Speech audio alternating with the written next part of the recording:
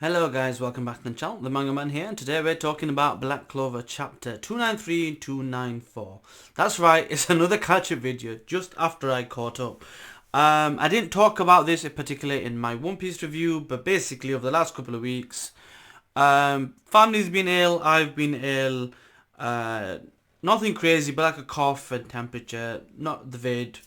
Work's kind of had me busy as well, so that kind of unfortunately took priority. I will try to be more consistent, but I will use this as an opportunity to catch up with Black Clover, and then I will do the solo leveling next week, which will be a 4 chapter review by the looks of it. But anyway, without further ado, let's get into this review. So, before getting into 294, let's talk about 293. And I'm going to specifically say this is chapter 293, because the last time I made a video, either through trolling or genuinely being confused, for some reason they thought I was talking about something other than chapter 290, wherever it was. So this is chapter 293.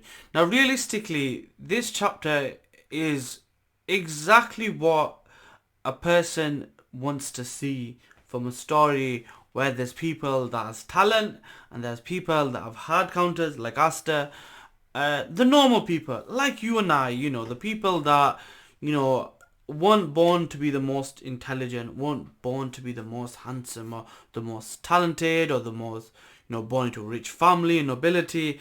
The common man, the one that's, the blue collar, works hard and does his thing as best he can with the average or above average skills or talent they have.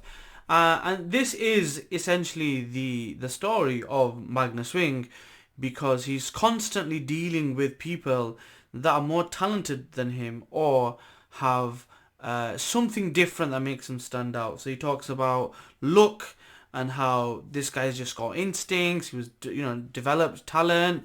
He was reborn as an elf and he's got stronger saints. He's still getting stronger.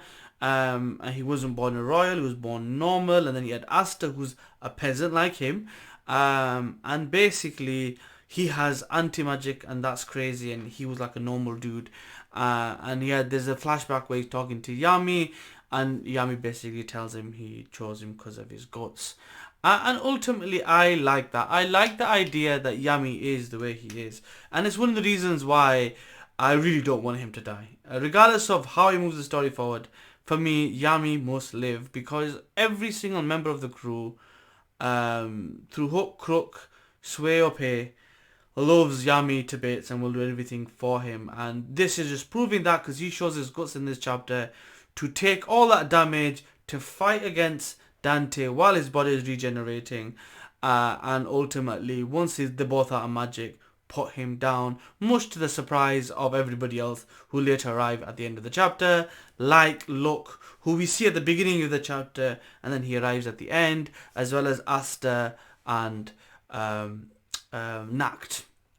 Obviously at the same time, Jack the Ripper is there as well, but a nice little outcome, and you can see this kind of a fairy tale, Natsu Dragneel-esque roar, where he kind of lets out a scream because essentially he's won the battle. That's chapter 293. Let's get into 294. So, chapter 294. Interesting chapter. I mean, the ending was kind of the cool bit, and obviously all the fanboys and the fangirls are going to mention everything through waifu and everything else. But the chapter was broken up into a few different bits. So, if we kind of look at it from that point of view, you've got, I guess, 4 sections. 2 big ones, 2 small ones, and a 5th one if you include the ending. But realistically, you got a section of congratulations, and everyone's in the rooms like, oh wow, congratulations, you're amazing, wow, ooh, ee. And that's basically the first element of the chapter. Asta, Luck, Zora, Nak, they're all kind of discussing this, and it's a nice little moment and whatnot. The next bit is kind of to do with Jack's point of view, and I always like Jack as a character because he isn't a royal, he isn't someone that was special. He basically got to where he was just through his prowess alone, through hard work, dedication, and cutting some people up, because he's a cutting master, and him being a rival of Yami, I automatically am interested. And with a name like that, who wouldn't? So he's basically a person that's normal, and he's talking and kind of thinking through the process of Yami and how he was commoner, he brought himself to the level of a captain. Yami let this guy in, and he was kind of shocked at that time, and look at the outcome. And I like that because when everyone kind of goes off to move to the next stage, it looks like Dante's going to come back, and basically he's waiting for them, saying, hey, we can't let you piss on their parade, and he takes him out. So there's a few key things that kind of really made me think here. The fact that he came back ultimately means that even after dealing with him, the demons can still return to essentially take over the body once the human vessel's magic runs out, they overwhelm them. So that's going to be a key ingredient. The next thing that's mentioned in this chapter that's quite interesting is you have to defeat all three. So because that's re-emphasized, ultimately the delay in going from defeating 1 to 2 to 3 is where more levels will change and more doors will open. The problem you have is now that Morris knows of the ways to do it because of absorbing knowledge from Lola Pachica, it's going to become more and more evident that's the case. We do get a kind of a view in this chapter as well where like loads of demons are beginning to emerge, and the front three look to be more prominently designed, albeit still quite rough. So there probably will be at least 3 major conflict with them 3 potentially, and then other people are going to be like fodder or a struggle to deal with.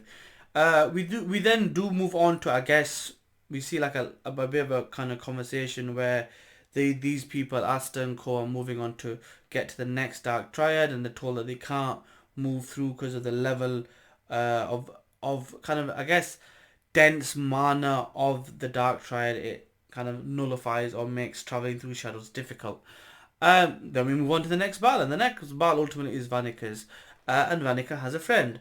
Vanica's Lola Pachica as a puppet, and essentially that curse magic is basically augmenting Lola Pachica's already crazy levels of magic. With her being taken, with her being in this position, it does, for all intents and purposes, kind of red flag, death flag, whatever you want to call it, her dying, which possibly will lead to Noella getting the Undine or the water elemental spirit. That's the only thing I can think of happening at this point that will help her power up down the line. Or kind of like what happened to Fuego Leon, her be out of commission for an extended period of time and come in down the line in a future chapter. We get confirmed that the Heart Kingdom people are okay, and then the Vanica things happen, right? So with the Vanica thing, basically Charlotte and Lil Belmonte, a real summer, are struggling, and it really looks like it's gonna end with them, taking the L or biting the bullet till we get the dramatic entrance of Gaja and Noella to start a round 2. And ultimately it looks like that's gonna kind of happen throughout all the different fights till eventually we get someone to help out against Xenon. So that's probably going to be the last fight till we move on, and I'm assuming the Warriors, Asta and Co will be busy with the demons that are getting released from different gates. We still don't know how much time has gone by because it did look like the battle that Magna Swing fought was like a battle of attrition, but we haven't got specifics. So I'm hoping in the next couple of chapters we find out how long Asta's got left, and maybe a little give time for the others to shine. Because Jack the Ripper's basically been done dirty anyway. He's had the stuffing beat out of him. Asta we're waiting on. Nacht basically needs to heal. We have Magna Swing that's taken a bit of a beating. Same thing with Ril and Charlotte. And the only one that really looks like they're going to do anything is probably going to be Luck, Gaja and Noella.